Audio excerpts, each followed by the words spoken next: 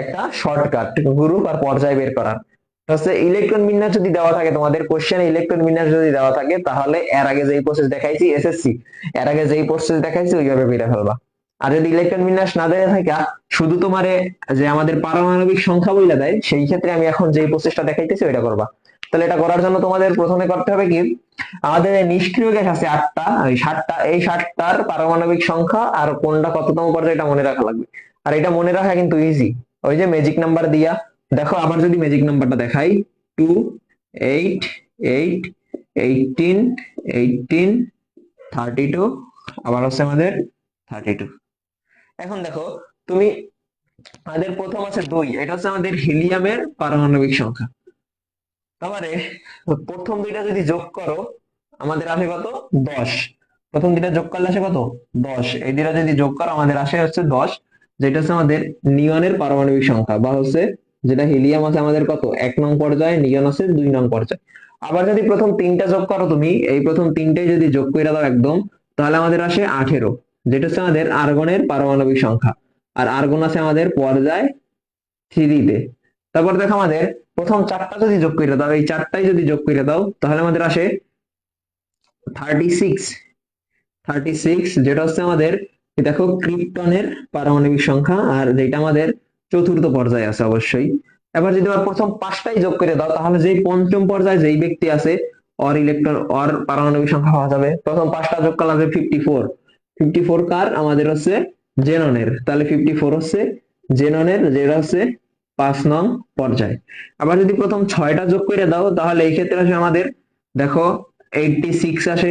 86 কার, রেডনের, যে হচ্ছে আমাদের 6 নং পর্যায়ের। প্রথম সাতটাই যদি যোগ করো তাহলে আসবে 118। 118 কার, অর্গানেশনের, যেটা হচ্ছে আমাদের একদম লাস্ট, বা 8 নং, 7 নং পর্যায়ের মৌল। তাহলে এইভাবে নিষ্ক্রিয় গ্যাসের পারমাণবিক সংখ্যাগুলা সবার মনে থাকবে, আশা করি আমি। থাকা উচিত, থাকা লাগবে, এই শর্টকাটটা করার জন্য থাকা লাগবে, না থাকলেও থাকা লাগবে। চলো এখন এই শর্টকাটটা দেখি কিভাবে করবা। আচ্ছা দেখো তাহলে এখন কিভাবে এই শর্টকাটটা দিয়ে গ্রুপ আর পর্যায় বের করবো। প্রথম দেখো, পর্যায় নির্ণয়টা যদি দেখাই আমি, পর্যায় নির্ণয় হবে কি, পরবর্তী নিষ্ক্রিয় গ্যাসের পর্যায় কিভাবে দেখাইতেছি, একটু ওয়েট করো। পর্যায় হবে পরবর্তী নিষ্ক্রিয় গ্যাসের,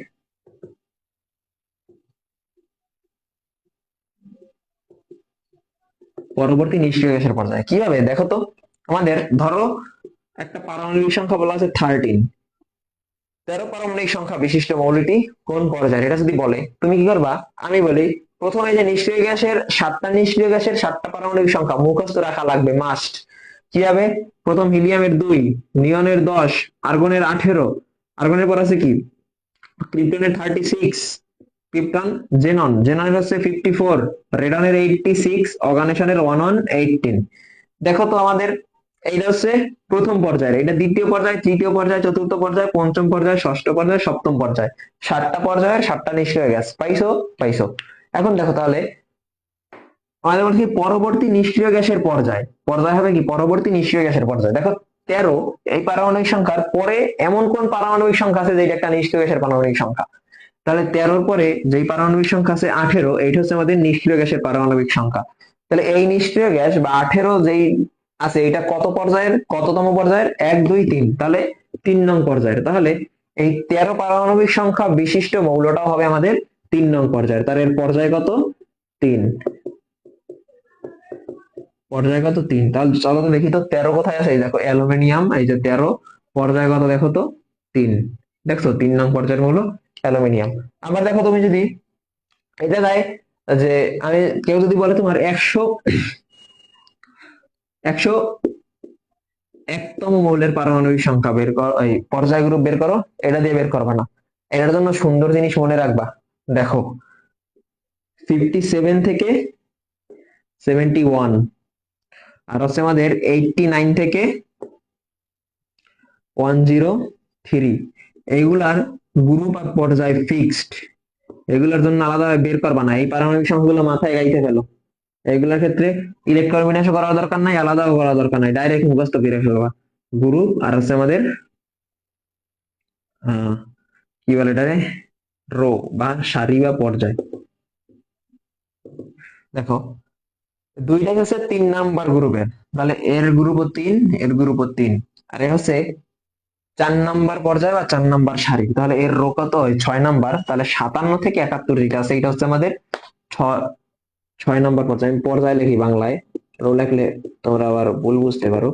তাহলে হচ্ছে এটার পর্যায় হচ্ছে 6, আর এটার পর্যায় হচ্ছে 7, পর্যায় হচ্ছে 7। তাহলে দেখো 57 থেকে 71 গ্রুপ 3 পর্যায় 6, 89 থেকে 103 গ্রুপ 3 পর্যায় 7। একদম মুখস্থ, কোনো ডান বামে তাকানো যাবে না, ঠিক আছে? দেখো তো, তাহলে এইভাবে আমরা যদি আরো কয়েকটা পর্যায় বের করি, আমাদের যদি 56 বইলা দেয়, 56 যেটা আছে এটা কি হয় আমাদের, দেখো তো 56 এর পরবর্তী পারমাণবিক পরবর্তী নিষ্ক্রিয় গ্যাসের পারমাণবিক সংখ্যা কত হইতে পারে? আমাদের নিষ্ক্রিয় গ্যাসের পারমাণবিক সংখ্যাগুলো যদি দেখি, ছিল 2, 10, 18, 36, 54, 86, 11, 18, 11, 18। দেখো তো 56-র পরে কোনটা আছে? 54 কিন্তু 56-র আগে, 56-র পরে আছে 86। তাহলে এই 86 কততম পর্যায় তুমি যদি এদিকে গুনো, 1, 2, 3, 4, 5, 6, ষষ্ঠ পর্যায়।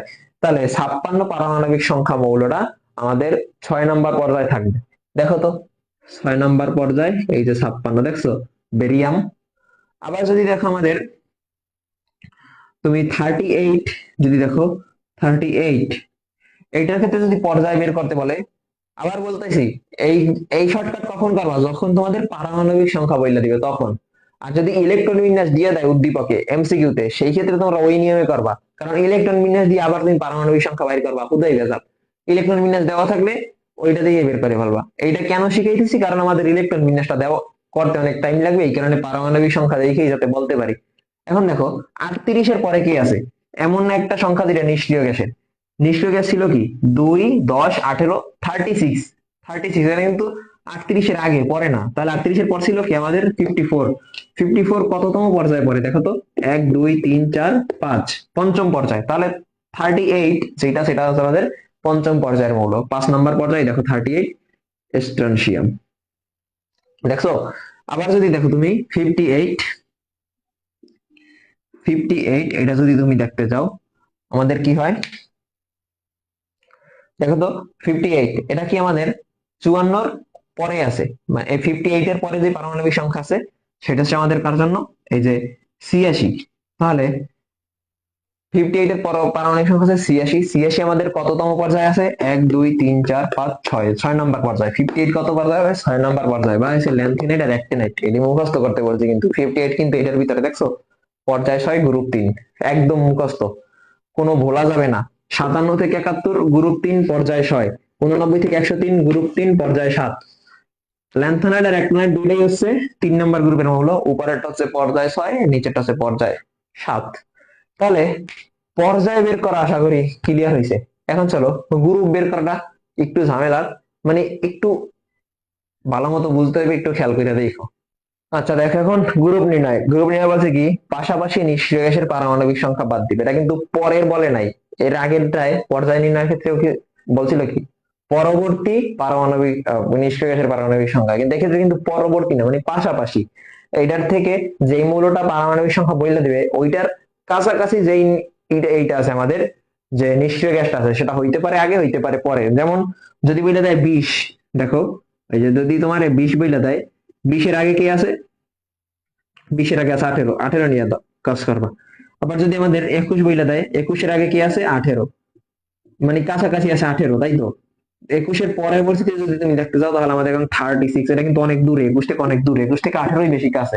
তাহলে হবে কি, পাশাপাশি বা কাছাকাছি নিষ্ক্রিয় গ্যাসটা থাকবে, সেইটার পারমাণবিক সংখ্যা বাদ দিতে হবে।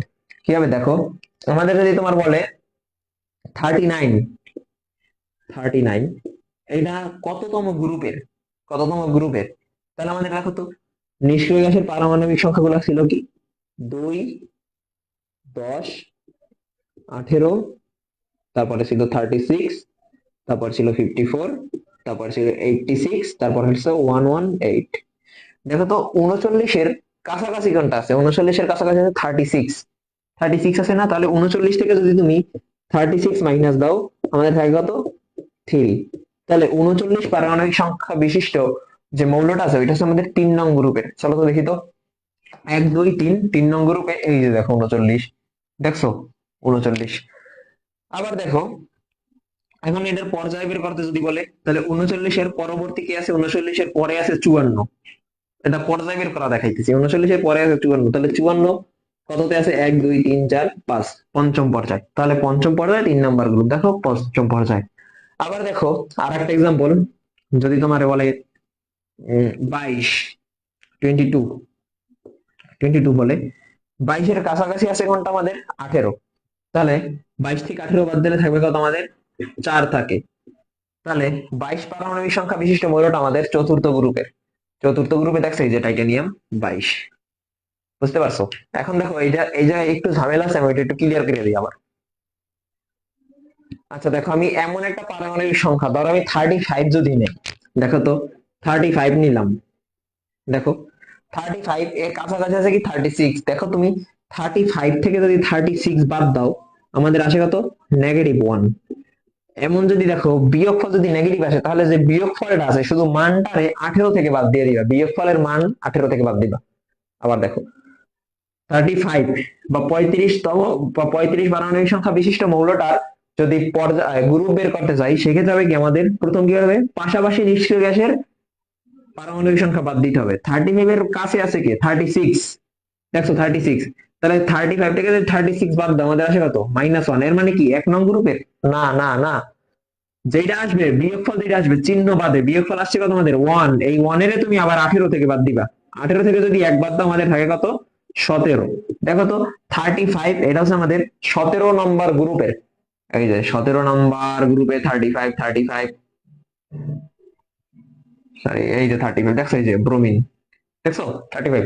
আবার সেম ভাবে দেখো আরেকটা দেখো, আরেকটা দেখো, এই যে 53, ধরো আছে 53, অথবা আছে 51, অথবা আছে 52, এগুলোর ক্ষেত্রে সেম দেখো 53, 51, 52, এগুলোর কাছাকাছি ইলেকট্রন না, পারমাণবিক সংখ্যা বিশিষ্ট যে নিষ্ক্রিয় গ্যাস সেটা হচ্ছে আমাদের 54।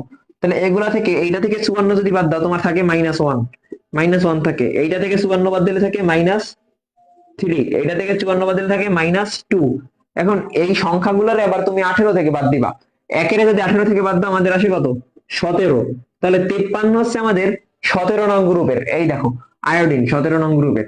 51 হচ্ছে আমাদের, এই এই 3 যদি আবার তুমি 18 থেকে বাদ দাও আমাদের থাকে কত, 15। তাহলে 51 পারমাণবিক সংখ্যা বিশিষ্ট মৌলটা 15 নং গ্রুপের। এই যে 15তে কই দেখা যায়, এই যে দেখছো অ্যান্টিমনি। আবার 52 পারমাণবিক সংখ্যা বিশিষ্ট মৌলটা হবে কত, 52 থেকে পাশাপাশি নিষ্ক্রিয় গ্যাসের পারমাণবিক সংখ্যা আছে 54, 54 বাদ দিলা -2, ওই 2 এর আবার 18 থেকে বাদ দাও, 18 - 2 আসে কত, 16। তাহলে 52 পারমাণবিক সংখ্যা মৌলটা হচ্ছে আমাদের 16 নম্বর গ্রুপের। এই দেখো 16তে আছে 52, দেখছো? তাহলে এইভাবে করবা, যদি পাশাপাশি নিষ্ক্রিয় গ্যাসের ইলেকট্রন বিন্যাস বা কাছাকাছি যেটা আছে ওইটা যদি নিষ্ক্রিয় গ্যাসের পারমাণবিক সংখ্যা যদি যেটার বের করতে পারছো ওইটার থেকে ছোট হয়, তাহলে সিম্পলি বিয়োগ করলে যেটা অ্যান্সার আসবে ওইটাই। আর যদি বড় হয় সেই ক্ষেত্রে বিয়োগ ফল যেটা আসবে ওইটা আবার 18 থেকে বাদ দিতে হবে, তাহলে গ্রুপ পাইয়া যাইবা। তাহলে আশা করি পর্যায় আর গ্রুপ বের করা তোমাদের ক্লিয়ার হয়েছে। এইভাবে তোমরা ইজিলি পারবা, কারণ আমাদের বোর্ড পরীক্ষায় তুমি দেখবো অনেক সময় ডাইরেক্ট ইলেকট্রন বিন্যাস দিয়ে দেয় না, এইভাবে আমাদের পারমাণবিক সংখ্যা বইলা দেয়, সেই ক্ষেত্রে ইলেকট্রন বিন্যাস করার একটু ঝামেলার, এইভাবে কইরা ফেলবা। এখন চলো একটা এক্সাম্পল